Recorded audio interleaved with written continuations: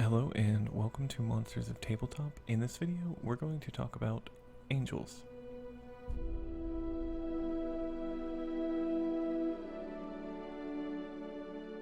Angels are celestial beings that hail from the upper planes. They are beautiful creatures whose sense of justice and righteousness is unrivaled.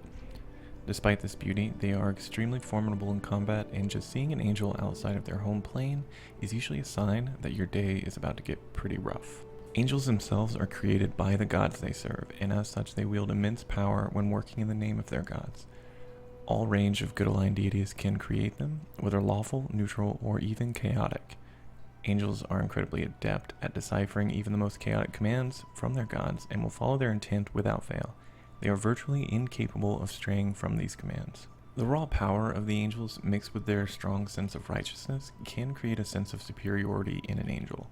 An angel sent down to aid mortals will not come to serve, but instead command. They won't take orders from a mortal and will never back down to one either.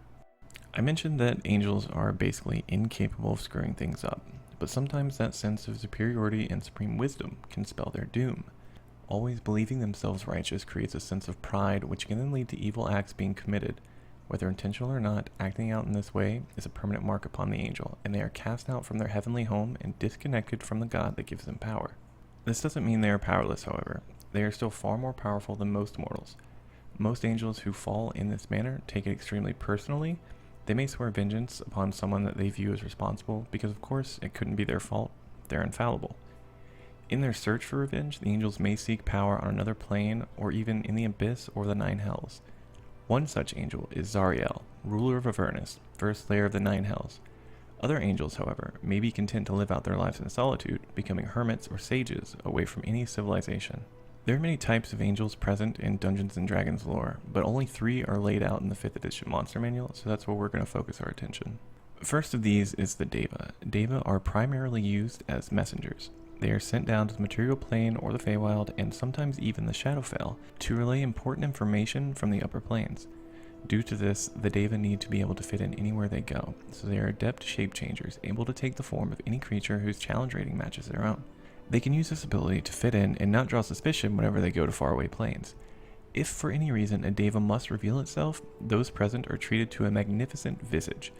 Deva are beautiful, human-like creatures with silvery skin and huge bird-like wings, their hair and eyes gleaming like the sun. Deva are the lowest form of angel mentioned in the monster manual, but are by no means weak. Clocking in at a challenge rating of 10, they are a formidable foe for second and even third tier parties. They have an armor class of 17, which doesn't put hitting them out of reach for lower level parties, but they do boast resistance to any physical damage that doesn't come from a magical weapon, as well as resistant to radiant damage. They have high average hit points at around the 130 range, and they have incredible mobility with a standard speed of 30 and a fly speed of 90 feet. Devas have impressive ability scores as well, with strength, dexterity, and constitution at an 18, wisdom and charisma at a 20, and only intelligence falling behind at a 17. In addition to this, they have saving throws of plus 19 in charisma and wisdom, and are proficient in insight and perception skills. They are immune to charm, exhaustion, and being frightened.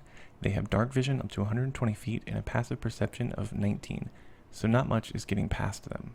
They also know every language and can communicate telepathically out to a range of 120 feet if they so desire.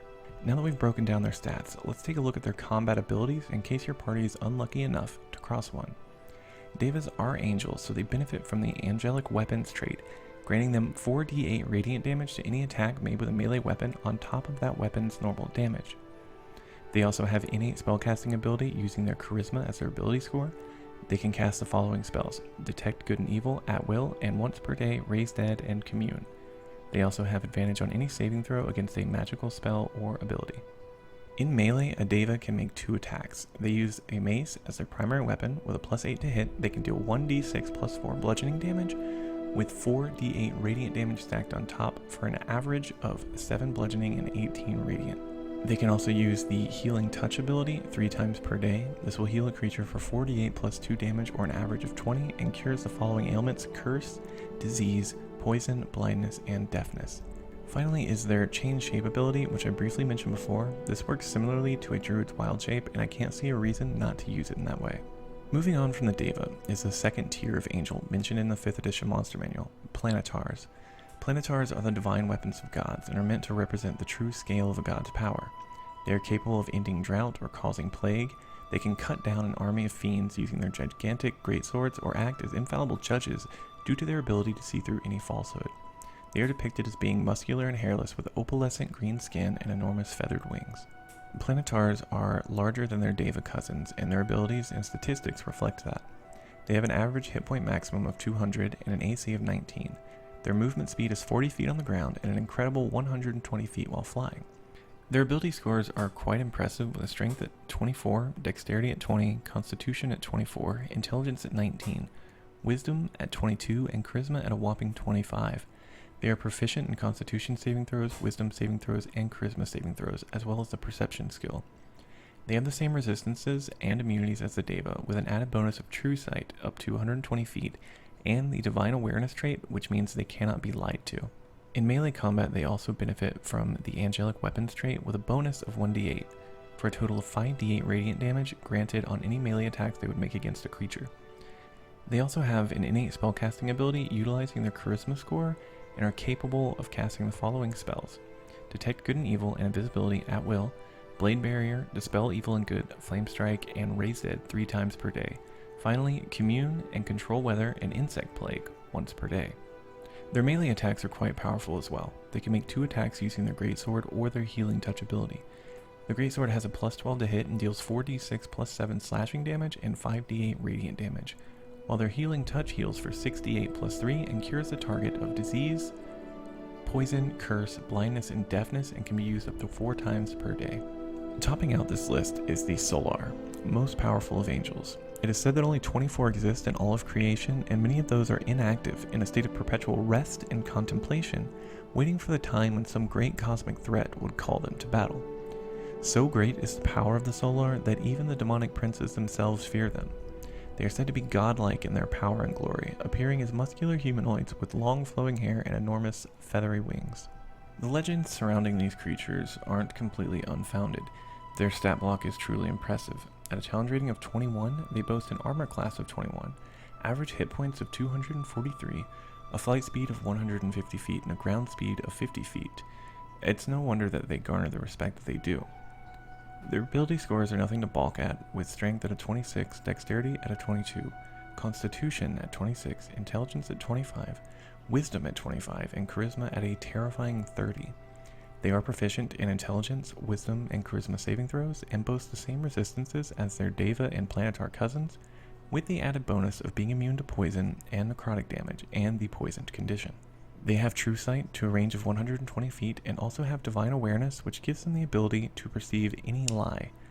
They have an innate spellcasting ability based on their charisma score with a spell save DC of 25. They can cast the following spells: Detect Evil and Good and Invisibility at will, Blade Barrier, Dispel Evil and Good, and Resurrection 3 times per day, Commune and Control Weather once per day. Most impressive about the Solar, though, is its prowess in physical combat. They can make 2 attacks using either their Greatsword or their Slaying Longbow. Their Greatsword has a plus 15 to hit and deals 4d6 plus 8 slashing damage and 68 radiant damage on top of that. Their Greatsword can also be controlled and used to make attacks at a range similar to a cleric's spiritual weapon ability. Most incredible, however, is the Longbow attack. With a plus 13 to hit, the Slaying Longbow deals 2d8 plus 6 piercing damage and 68 radiant damage. And on top of that, if the creature has fewer than 100 hit points, they must make a DC 15 Constitution save or die outright. You're probably thinking, surely there can't be more, but there is. Solars have legendary actions they can take at the end of another creature's turn in combat. They can use a teleport ability to move up to 120 feet. They can use a Searing Burst ability to emit a magical burst of divine energy in a 10-foot radius. Any creature within that radius must make a DC 23 dexterity save or take 4d6 fire damage plus 4d6 radiant damage, or half that on a successful save. Finally, they can use their Blinding Gaze ability to target one creature they can see within 30 feet of it. If the target can also see the Solar, they must make a DC 15 Constitution saving throw, or be rendered blind until they receive a lesser restoration or better to remove the effect. With all these incredible abilities and stats considered, it's no surprise that angels are both feared and respected throughout the cosmos. Whether divine messengers, spiritual warriors, and plague bringers, or pure embodiments of divine will, angels are not to be underestimated. Use discretion when including them in your campaigns, and especially if they are enemies of your party. And remember, we aren't the bad guys, we just play them.